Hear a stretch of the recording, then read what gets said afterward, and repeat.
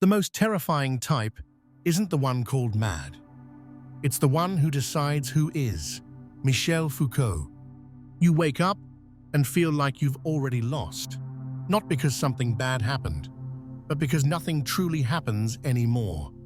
It's as if life has melted into a gray routine, a loop without texture. Same thoughts, same reactions, same numbness. You check your phone before you even breathe. You go through the motions, work, talk, pretend. You smile when expected. You say, "I'm fine," because anything deeper would feel like too much. You do what's right, you do what's expected, and somewhere in between, you vanish. There's a quiet war going on inside, but no one knows, not even you, fully. Because how do you explain the feeling that your soul has vacated the room? That everything you say, everything you do, feels like it's coming from a version of you, but not the real you. Joy feels distant, like you're watching someone else live it. Sadness doesn't even sting anymore. It just drips slowly in the background. And the worst part is, the people around you don't see it, because you've learned how to hide, how to be okay, how to be no one. But here's the truth. You didn't fail. You played the game. You followed the rules. You adapted. You survived. You gave up parts of yourself in the name of being functional, good, acceptable, and now you're asking, what's left of me? Why does everything feel hollow even when nothing's wrong? This is a different kind of pain. It doesn't scream, it doesn't bleed, it just lingers, hiding in daily habits, coating every interaction. It's the pain of absence, of being present physically, but not emotionally, not spiritually. You're not alone in this. Millions are walking through life like shadows, fully dressed, fully busy, fully dead in seat. They call it normal. They even reward it. But what if this isn't normal? What if this is the real danger? What if the person who smiles on cue, obeys without question, avoids conflict at all costs, is actually more dangerous than the one who rebels? Not because they harm others directly, but because they make harm possible by staying silent, by staying absent, by staying asleep. This isn't about blame. This is about waking up, because your pain, this quiet, aching emptiness, it's not just sadness. It's not a sign that something's wrong with you. It's a signal, a sign that something vital in you has been buried. And if you don't dig it up, it will rot, and it will keep you trapped in a life that looks fine on the outside and kills you slowly from within. By the end of this video, you'll understand what this pain is really trying to tell you. You'll see why Foucault believed that the most dangerous personality isn't the loud, aggressive one. It's the one who vanishes into the system so deeply they forget they ever had a choice. And maybe, just maybe, you'll see that your emptiness isn't your enemy. It's your last remaining truth. The most dangerous personality is not the one who breaks rules, screams in rage, or walks into a room demanding power. The real threat is much quieter. It's the one who obeys without asking why. The one who doesn't question the system because the system shaped their thoughts from the inside. Michel Foucault saw this danger clearly, not in violent rebels, but in the perfectly adjusted, in those who fit in so well they lost themselves completely. They don't look dangerous. They seem polite, predictable, harmless, but that's exactly why they're so destructive, because no one sees the damage they normalize. This personality type is built to survive, not to live. They follow the script, go to school, get the job, say the right things, keep their voice down. They never risk conflict, never show too much emotion, never disturb the peace. They trust authority because it gives them identity. They fear inner chaos, so they cling to outer order. They were taught early that safety comes from conformity. So they learned to shapeshift, to avoid rejection, to become invisible in all the right ways. But this isn't peace. It's self-erasure. It's a person who traded their soul for acceptance. You've seen them everywhere. At work, always agreeable, never original. In families, playing roles, avoiding truth. In relationships, emotionally numb, afraid of intimacy, terrified of being truly seen. And if we're honest, you've probably seen parts of them in yourself. That moment you smiled when you wanted to scream. That time you stayed silent because speaking would make things uncomfortable. That time you said yes just to avoid being the difficult one. These are not small moments. They shape who you become. They mold you into someone safe for others, but dangerous to yourself. This kind of person enables abuse without meaning to. They support broken systems by never challenging them. They raise children who learn to bury their own truth. They avoid their pain until it turns to depression, apathy, even cruelty in disguise. And all the while, they convince themselves they're being good. But goodness without awareness is blindness. And blindness allows anything to continue, even the worst. Look at history, at how many atrocities happened not because of monsters, but because of quiet, obedient citizens who just did their job. Look at the bystanders who saw violence and said nothing. Look at those who knew something was wrong, but didn't want to make it worse. This personality type doesn't carry weapons, but they create the silence that violence grows in. They are the empty space that allows harm to exist unchecked. And if this feels personal, if something in you is whispering, "This might be me," that's not a reason for shame. That's your signal. That's your mind starting to wake up. You're not dangerous because you have this pattern. You're dangerous if you deny it and keep living in it blindly. If these words speak to you, subscribe to the channel, because this kind of truth is buried by algorithms, and the only way others will find it is if you help spread it. And don't forget to join the Telegram. That's where we talk without masks, without filters, and without pretending. This personality doesn't just appear out of nowhere. It's not genetic. It's built, layer by layer, moment by moment, through shame, fear, and survival. It often begins in childhood. A child feels something real: anger, desire, sadness, curiosity, but instead of being seen and accepted, they're corrected, silenced, punished, or ignored. Maybe it wasn't violent. Maybe it came with a smile. "Don't cry, be strong." That's not polite. Good kids don't act like that. So the child learns fast. Certain parts of me are not welcome. They disconnect from those parts to stay loved, but the cost is high. What they bury doesn't disappear. It becomes the shadow. This shadow becomes the foundation of the perfectly adapted personality.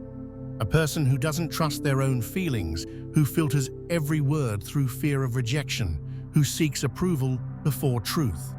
They perform life, not live it. Every decision is shaped by what will make them look acceptable. Their thoughts, emotions, even identity, all filtered through the lens of safety. They become like mirrors, reflecting what others want to see. But mirrors don't have depth. They just reflect. And over time, this person forgets there was ever anything behind the performance. Carl Jung called this the danger of the persona, the social mask we wear to survive. The more we identify with it, the more we reject the raw, wild, emotional, contradictory parts of ourselves. And what happens to those parts? They go underground. They become the unconscious. And what lives in the unconscious doesn't die. It controls from the shadows. That's why the more you try to be good, the more resentment builds. The more you silence your truth, the more you sabotage yourself. You forget what you want, then feel empty. You follow every rule, then feel angry, and you don't know why. This is where things get dangerous, because the more disconnected someone is from their inner world, the more reactive they become. They may look calm, but inside, they're boiling. They snap over small things, avoid real intimacy, project their pain onto others. They may never raise their voice, but their energy kills the room. They block growth in their teams, guilt-trip their partners, raise children afraid of being real. Not because they're evil, but because they never face their own shadow. And a person who doesn't know their own darkness will always fear yours. This type becomes a container for unprocessed generations, a carrier of emotional debt. They live by duty, but underneath is rage. They are passive on the surface, but deeply controlling underneath. Not overtly, emotionally. They manipulate through guilt, silence, emotional withdrawal. They apologize too much or never at all. They avoid discomfort like it's fire, and they pass this avoidance on like inheritance. That's why this personality spreads, not through violence, but through example. Through the subtle message, don't feel too much, don't want too much, don't be too much. But here's the turning point. The moment you see it, you're not fully in it anymore. When you recognize this mask, you create space. And in that space, there's choice. The choice to stop being a mirror. The choice to stop living for safety and start living for truth. You won't change this pattern overnight, but awareness breaks the spell. And awareness begins with honesty. What part of you did you kill just to belong? This personality becomes most dangerous not through violence, but through its presence in everyday life. In how it slowly kills truth in families, blocks authenticity in relationships, and maintains broken systems in society. In personal relationships, they avoid conflict at all costs. They smile when they want to scream. They agree just to keep peace. They don't express needs, desires, or frustration. But silence isn't neutral. It creates distance. Their partner never knows what's real, and over time, emotional connection collapses. They become emotionally absent, and this absence creates confusion, guilt, and eventually pain in the people who try to love them. They don't mean harm, but they create it by never showing up fully. In families, they raise children who become copies of their own fragmentation. Kids absorb unspoken rules. Don't feel too much, don't ask hard questions. Don't disturb the quiet. Emotions become threats. Honesty becomes danger. And slowly, the home becomes a place of performance instead of truth. These children grow up disconnected from their own inner world, repeating the same pattern, performing roles, hiding pain, living halfway. This isn't discipline. This is emotional anesthesia passed down through generations. In the workplace, this personality becomes the perfect bureaucrat, loyal, silent, afraid to challenge. They won't innovate. They won't question. They follow orders, meet expectations, and suppress creativity. They make sure no one feels uncomfortable, even if that means silencing important voices. And worse, they often sabotage those who dare to break patterns. Not out of malice, but out of fear. Fear of change. Fear of chaos. Fear of facing something inside themselves that they've buried for too long. And so they protect the system, even if the system is toxic. On a larger scale, they are the silent majority that allows corruption, cruelty, and injustice to persist. They don't support it openly. They just look away. They stay neutral. they stay out of it. But neutrality in the face of dysfunction is not harmless, it's complicity. History proves it. The worst moments in human history didn't happen just because of monsters. They happened because of the quiet ones, the compliant ones, the ones who said, "This doesn't concern me," the ones who followed orders, the ones who did nothing. Even culturally, this personality is rewarded. Obedient student, reliable employee, quiet spouse, polite citizen. Society praises the mask, not the soul. And so the personality survives, multiplies, spreads, until truth becomes the threat. Until anyone who shows emotion, who asks deep questions, who challenges what is, gets labeled as difficult, intense, too much. But what they're really saying is, you make me feel something I've worked hard to suppress. And that makes you dangerous, not because you are, but because they're not ready to face what you reflect. This is why this personality type is so dangerous. Not because they intend to harm, but because they unconsciously enforce a reality where harm goes unnoticed, where truth stays buried, where emotional honesty feels like rebellion. They don't break systems, they keep them alive through silence. And if no one speaks, nothing changes. Their danger lies not in what they do, but in what they allow. And what they allow, over time, becomes the world we all live in. If you recognize pieces of yourself in this personality, it doesn't mean you're broken. It means you adapted to survive. But adaptation is not the same as truth. The fact that you're starting to notice the mask means something deeper in you is still alive, something that remembers who you were before fear, before shame, before the performance began. And here's the key: you're not locked into this identity. Personality is not a prison. It's a process, and processes can be changed, not by pretending to be someone else, but by reclaiming the parts you abandoned just to be accepted.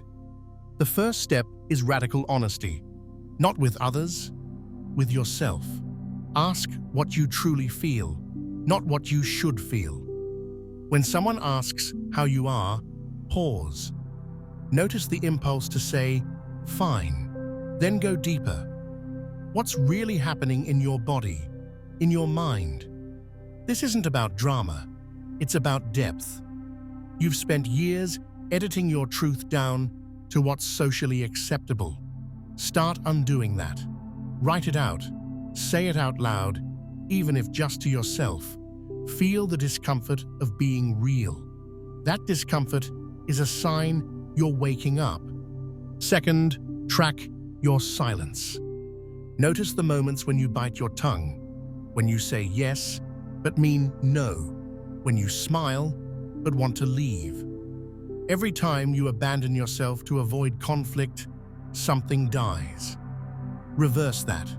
Choose small moments of truth. Say, "I'm not okay," when it's true. Say, "I don't agree," when it matters. These aren't acts of rebellion. They're acts of return. Return to your own voice, your own boundaries, your own presence. Third, reconnect with your body. People stuck in this personality often live from the neck up, trapped in thought, cut off from sensation. But the body remembers everything the mind forgets. Start simple. Sit in silence for 10 minutes a day and feel what's happening inside you. Don't analyze it, just feel it. Anger, tension, numbness, whatever shows up, let it be there. This is how you rebuild the bridge between your mind and your soul. Not by fixing, by feeling. Fourth, create friction. Safe people-pleasing environments will try to pull you back into your old role. Don't let them. Say something uncomfortable. Make a different choice. Step outside the loop. Your nervous system will scream at first because it thinks change means danger. But the real danger is staying the same. Every small act of honesty strengthens the part of you that wants to live, not just survive. And finally, let go of perfection. You won't do this flawlessly. You'll slip back into the mask. You'll have moments of fear, doubt, regret. That's not failure, that's healing. Because healing isn't a straight line, it's a circle. You return to the same patterns with more awareness each time.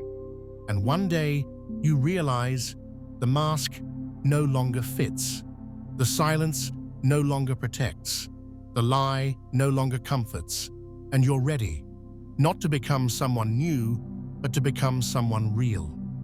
If you don't change, this personality won't just stay the same. It will harden.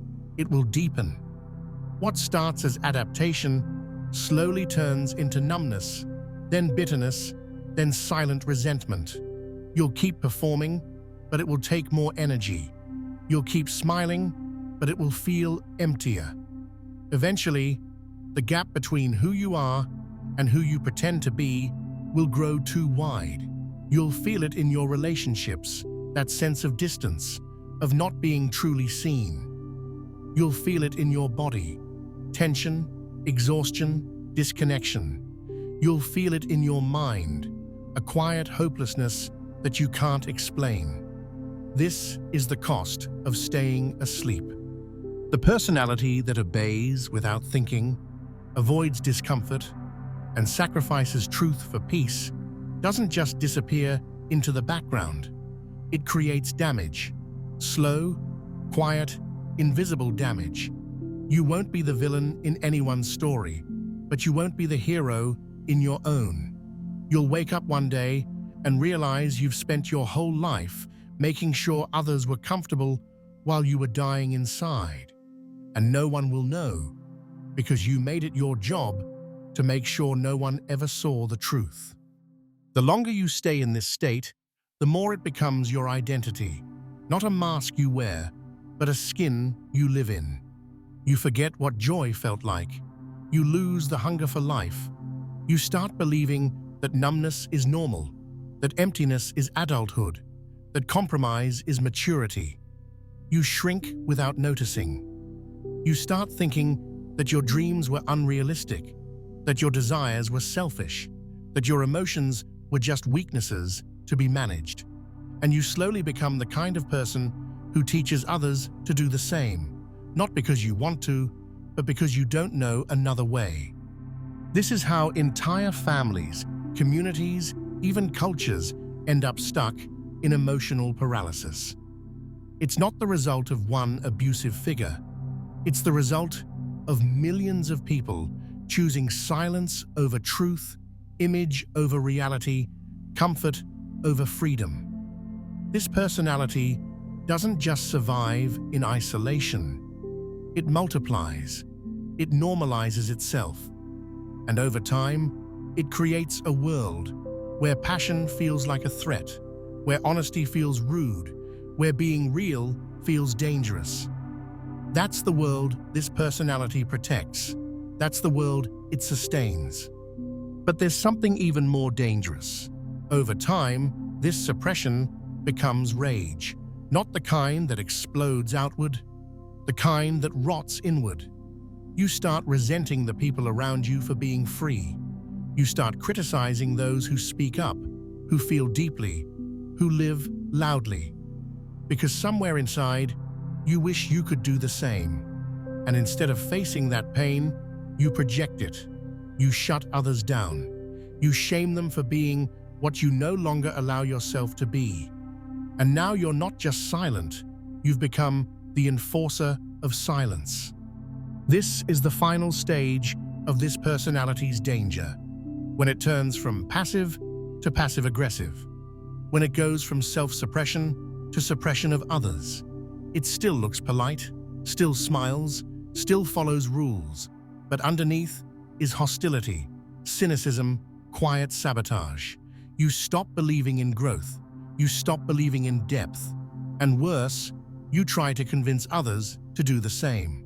That's how the most dangerous personality destroys, not through action, but through influence, through quiet, persistent, invisible pressure that tells others to stay small, stay safe, stay silent. You don't need to change everything overnight. Start with one thing. When you feel the urge to stay silent, speak. Even one honest sentence can shift everything. Say what you feel, even if your voice shakes. Say no when you mean no. Say yes only when it's real. This one practice, choosing truth over safety, is how you begin reclaiming yourself. It won't feel easy, but it will feel alive. If these words make sense to you, subscribe to the channel. Let this truth reach others who are done running from themselves. And join the Telegram. That's where we talk without masks, without noise, and without pretending. And if you saw yourself in these words, write in the comments, "I no longer run from pain." Let's see how many of us are ready to live honestly. This is only the beginning.